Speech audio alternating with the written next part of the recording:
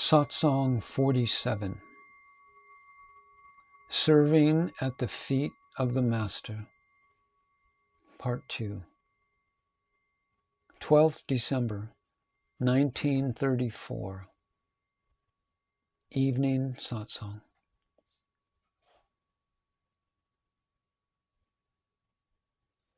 By serving the feet of the Master, one who gives up all other paths and surrenders oneself completely to the Sadguru becomes the true accomplished one, or Siddha.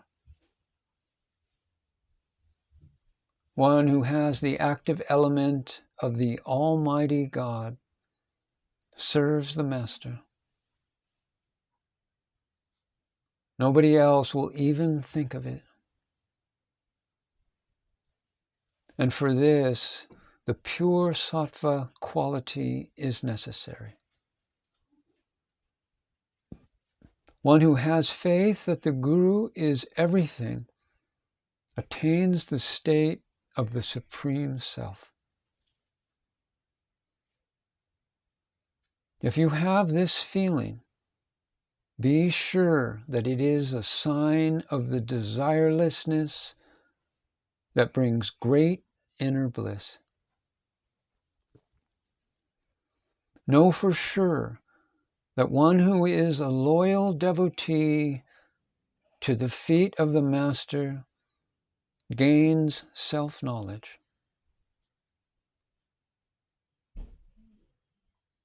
Just as a person who is unlucky drives out the sacred cow, the wish-fulfilling cow, those who are dull of intellect never gain higher wisdom. A person who is not lucky suffers from the results of his own vices and would never listen to the saints or sages. Many have the good luck to meet the Sadguru once in a lifetime. But only the one who has faith is saved and uplifted. As is the faith, so is the result. One who does not like the enjoyments of bodily pleasures easily becomes a person of Vedic wisdom. That is, one who is supremely intelligent. And that is what is called great fortune. Such a person does not care for spiritual powers, for he has relinquished everything. One whose ego is gone does not give any value to powers, and therefore devotion, liberation, wealth, and all the powers, the siddhis, are at his feet. Common people do not understand this. They are all making vain efforts. All powers come to one who expects nothing at all. A bull is not employed to guard the crop because he would eat it up. And who would put a cat in charge of milk? The one who has no desire gets the fruit. One who does not have any expectations or desire gets these powers, but he has no need for them. These powers may stay with him even though he says no to them. Actually, the siddhis, the powers, need peace and rest. They are tired after doing all sorts of hard errands for the world. And these powers approach a desireless person in order to get some rest, while the same powers run away from a man who is greedy for pleasures. One who is desireless gains self-knowledge, Atma Vidya, and becomes Param Atman in his own right. It is impossible for one who does not have faith in the Guru to attain Brahman. The nature of Brahman is itself like this. Self-realization is difficult to understand. All of those who have become spiritually knowledgeable have done so only by surrendering to the Guru. How can one gain spiritual knowledge without the Guru? Ordinary school knowledge is learned from a school teacher, while what is given by the Guru is higher knowledge that relates to Brahman, the absolute pure consciousness. To attain that reality, one's true nature, the witness is self-experience.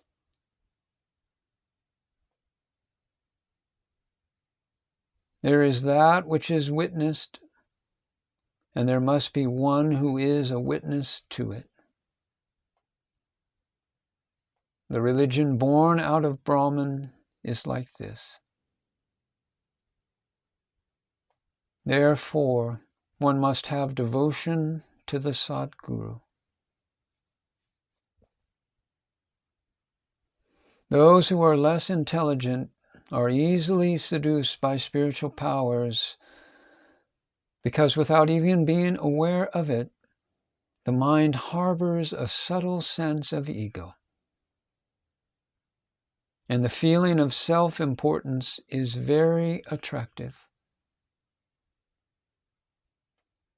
Even though you may know that you are Param Atman, you still conceive of yourself as an individual, and in vain are willing to suffer pain and sorrow.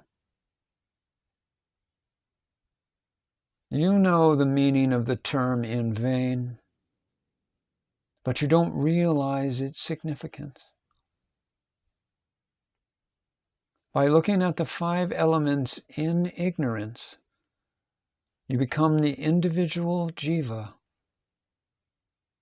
And by seeing with the eye of knowledge, you become God, Shiva. If you look with the concept that all is Brahman, you become one with Param Atman.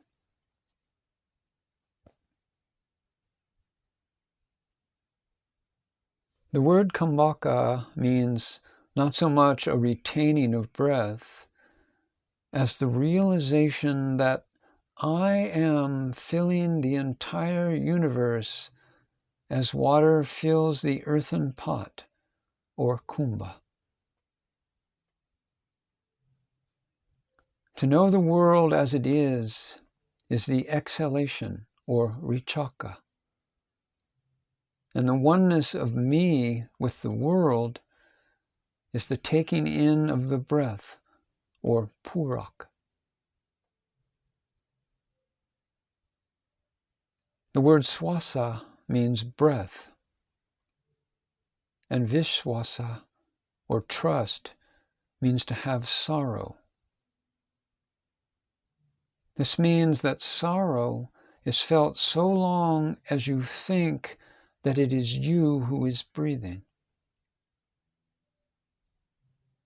One whose sense of duality is gone is the son of the Guru Putra. When one lives as the 6th element, the self beyond the five elements, one becomes God who is omnipresent.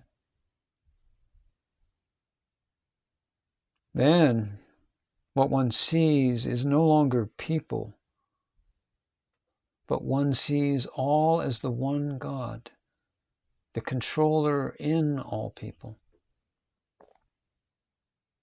If you look in this way, you become God. Otherwise, you live as a limited individual.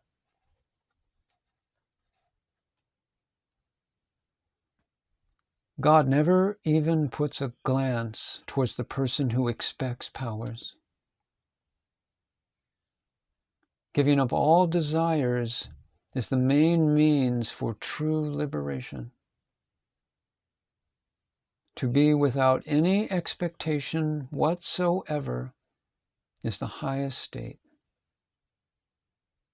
Total freedom, the Sayuja state, clings to the feet of one who is desireless, like a lump of clay. Expectation is desire.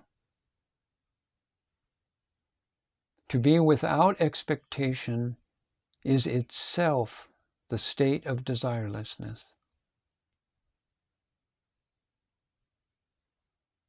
Faith in the Sadguru is the highest good fortune. There is a story of a cobbler named Vasana.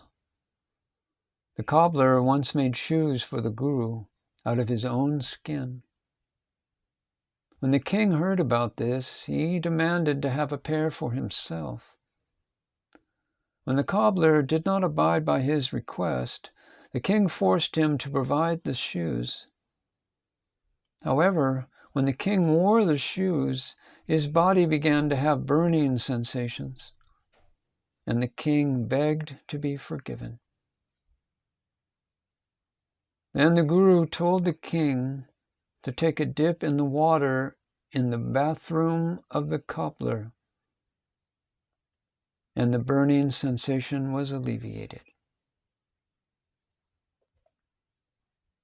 God does not tolerate compulsion made on the devotee of the Guru.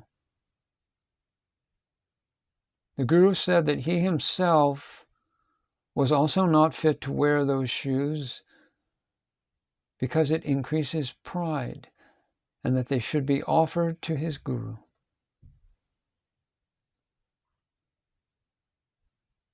Then through his desirelessness and relinquishing of pride, that devotee of the Guru realized his true nature. Such is the faith in the Guru. If there is complete faith in the Guru, you can even raise someone who is dead by putting a little earth on him. I tell you on oath that it is the Guru who gives the fruit that is in your own heart, and he knows whatever you do,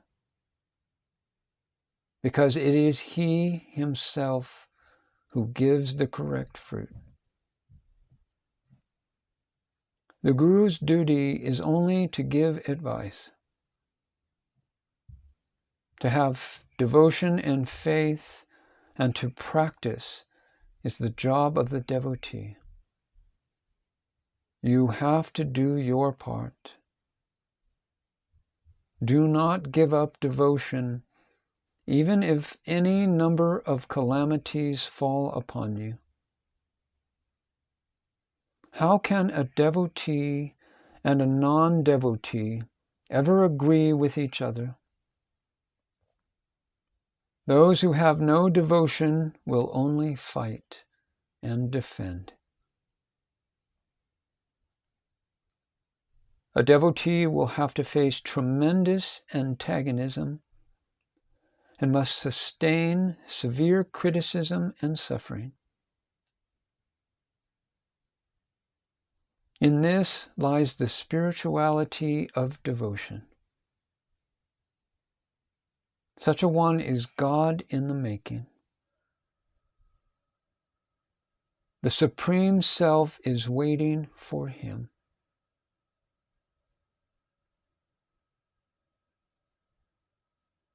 The meaning of the centrally important part of the Upanishads is have no expectation. That is the greatest mystery. Navnath Maharaj says that by the blessing of his Guru, Janardhan Swami, he attained that state. With inner peace, he became desireless and attained inner joy.